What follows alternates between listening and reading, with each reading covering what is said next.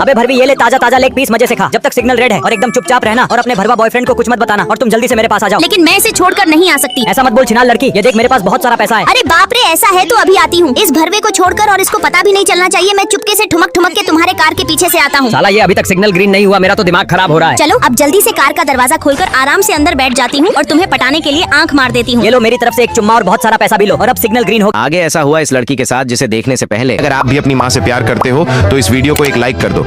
अगर आप इस वीडियो को लाइक नहीं करेंगे तो मैं समझ जाऊंगा आप अपनी माँ से प्यार नहीं करते। और अब चलो मेरे साथ लॉन्ग ड्राइव पर वही गुलझर्रे उड़ाएंगे और घूम घूम भी करेंगे।